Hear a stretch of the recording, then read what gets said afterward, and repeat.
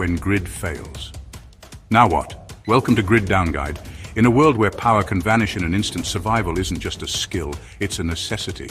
We've got the know-how to keep you prepared. Whether you're in the heart of the city or lost in the wilderness, we teach you the essential skills to thrive. Stay tuned. The grid could fail tomorrow. Be ready today. It started with a distant rumble. Then the sky turned red. It wasn't a sunset, it was war. You don't need to wear a uniform to become a target. When the bombs fall, when the drones come, and the grid collapses, your only job is survival. And for millions, it's already reality. Imagine you're sitting at home, dinner's cooking, kids are playing, then, boom! The walls shake, lights go out, phones go dead, you run to the window, and the sky is glowing red from flares, fire, and fallout. Real events: Gaza, Syria, Ukraine, Sudan, Yemen. Ordinary people woke up to drones, missiles, and no electricity. No warnings, no mercy. When airstrikes come, you're not thinking about politics. You're thinking, how do I keep my family alive tonight? Bombs don't just kill. They break the systems you depend on. They cripple the very infrastructure that sustains life in a modern city. In the first hour of airstrikes, this is what collapses: the intricate web of services we take for granted, the invisible support system that keeps society functioning. It's a domino effect where one strike can trigger a cascade of failures, leaving millions vulnerable and isolated. The illusion of order vanishes, replaced by the harsh reality of survival. 1. Electricity. Power plants get hit, either directly targeted or shut down preemptively to prevent catastrophic overloads and further damage to the grid. The consequences are immediate and far-reaching. Cities go black, plunging homes, hospitals, and critical infrastructure into darkness. The digital world grinds to a halt, communication networks fail, and essential services become paralyzed. The hum of modern life is replaced by an eerie silence, punctuated only by the sounds of chaos and fear. 1. Water. No power means no pumps. The intricate network of water treatment plants and distribution systems relies entirely on electricity. When the power goes out, the water stops flowing. Faucets go dry in hours, leaving people without access to clean drinking water, sanitation, and hygiene. The lack of water quickly becomes a critical threat, leading to dehydration, disease, and social unrest. The most basic necessity of life becomes a precious and scarce commodity. 1. Cell towers. Targeted for strategic advantage or simply caught in the crossfire, cell towers become useless. They are either physically destroyed or electronically jammed, cutting off communication with the outside world. No signal, no news, no 911. The ability to call for help, to connect with loved ones, to receive vital information, all of it vanishes in an instant. Isolation sets in, amplifying fear and uncertainty.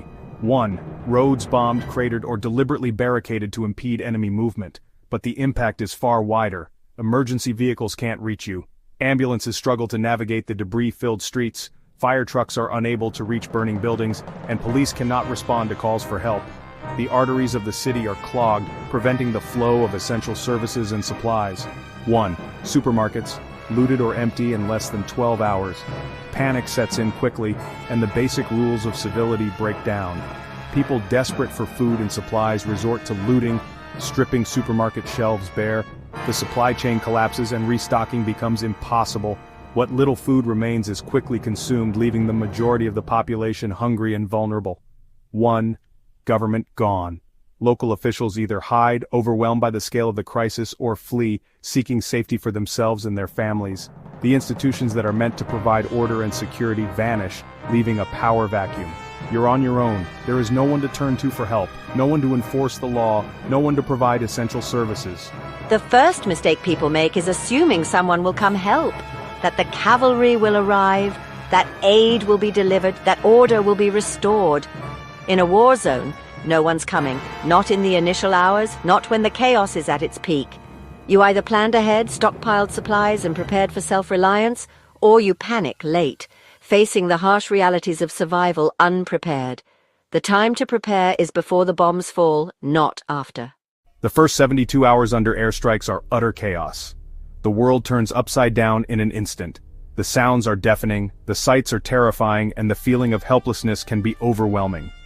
If you survived the initial blast, and many don't, now comes the real test: navigating the immediate aftermath and ensuring your survival.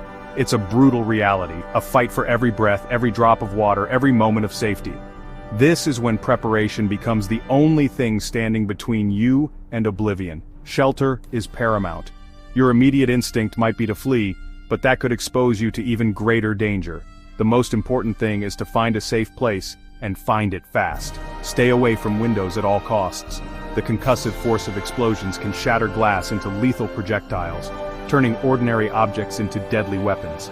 Seek refuge in interior walls, hallways, or, ideally, a designated safe room.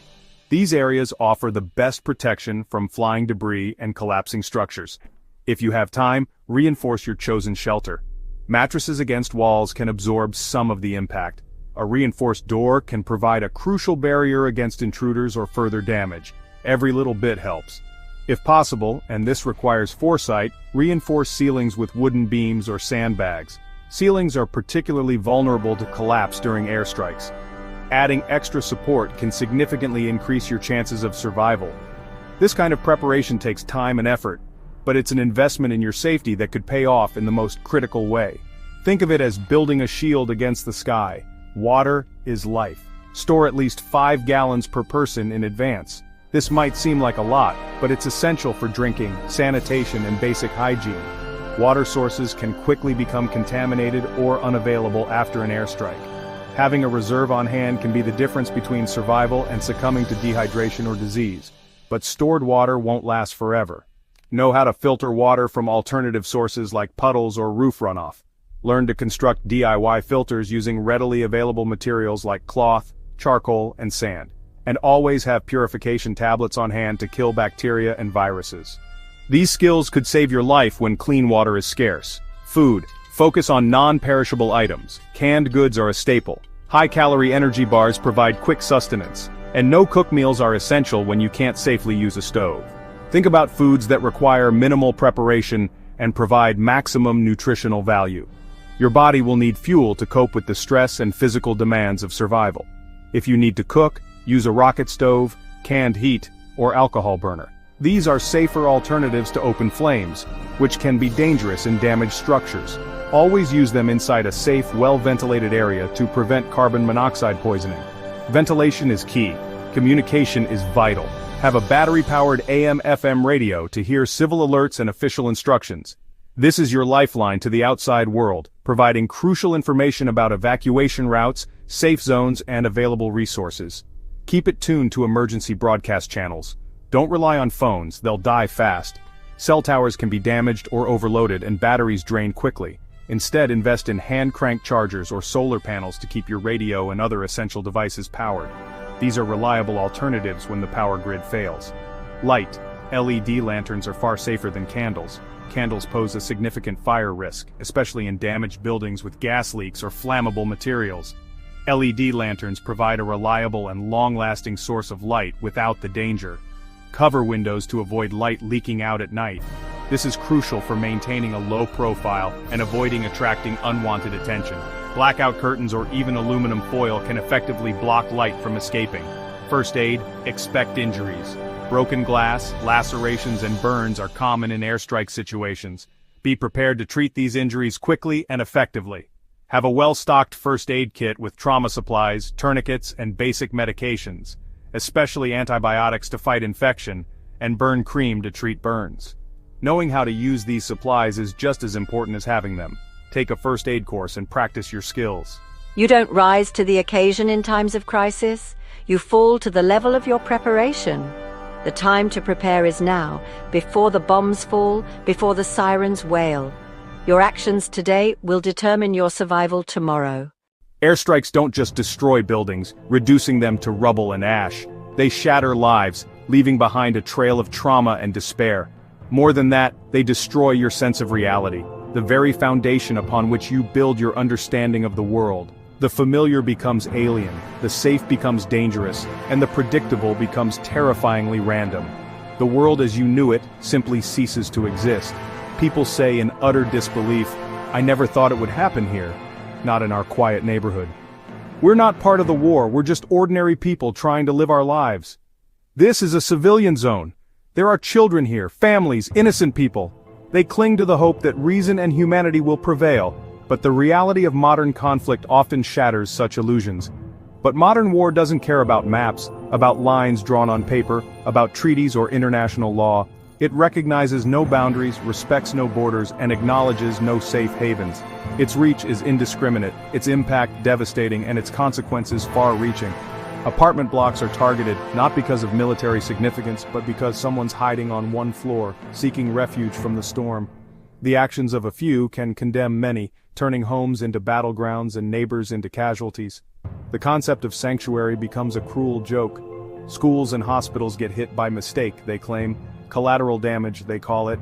But these are not mistakes. They are the inevitable consequences of a war that disregards human life and international norms. These are places of learning, of healing, of hope, now reduced to piles of rubble and shattered dreams. Cities go dark, not for strategic advantage, but just to break morale, to instill fear and uncertainty, to remind people of their vulnerability. The darkness becomes a weapon, amplifying the sense of isolation and despair, turning familiar streets into menacing labyrinths. You may not be a fighter, you may not be involved in the conflict, but the blast won't check your ID, it won't ask for your political affiliation. If you're breathing, if you exist within the war zone, you're in the line of fire, a potential victim of indiscriminate violence. Your innocence offers no protection.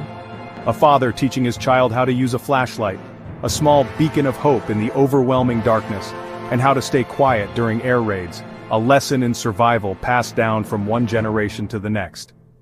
These are the moments that define a childhood in wartime, the moments that leave indelible scars on the soul.